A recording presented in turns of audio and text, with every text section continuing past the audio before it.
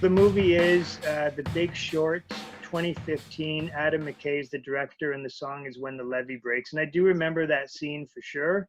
I don't remember there being much else in the movie music-wise, but yeah, it's a great use of the song. Yeah, okay, because I liked it. I was thinking that if I ever have to cut one thing out, I mean, that would be a contender. It was sort of a borderline thing. I seemed pretty enthusiastic when I went back and read what I wrote about it. So I assume maybe if I saw it again, I'd feel just as enthusiastic about it. It comes at the end of the film, but it's not just over credits. It's, I mean, it's plays as you get kind of what happened after. And the legislation, all that, right? They're showing scenes of banks and different people and all that. Yeah, and so I think some amount of economic devastation on communities. That's what it was, yeah. And it just seemed to work well. I thought it was a pretty good film. That falls very much in that American Beauty and American Hustle group, in that when people don't like it, they consider it glib and horrible and a complete waste of time. I kind of liked it. I liked it. Yeah, it came along at a point where there'd been so many movies about the economic collapse of 2008, most of them documentaries, that they probably put the movie out too late. But for what it was, I thought it was pretty good. And you don't see Led Zeppelin used in films a lot. About that. We mentioned them in Almost Famous. Can you think of That's right. We did. That's right. We already talked about that. And this was another one where they probably paid a lot of money, but they got to use Led Zeppelin. Yeah, that's interesting. I can't think of Led Zeppelin in any other movies, but no. All I can think of is The Big Short, obviously, Almost Famous, and they're used a lot in Sharp Objects. Oh, okay. Yeah. Anything memorable? Yeah, they use. Oh man, I'm blanking out on the name of the song. It's it's just one of their really well-known songs. But she has this thing for playing it in the car, and they use Led Zeppelin a lot. That's the guy who did Big Little Lies, who went on to make Sharp, which we'll get to later. But yeah, they're used memorably in that.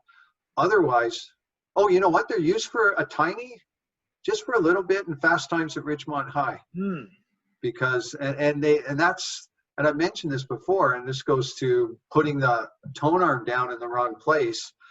They kind of fluff it up.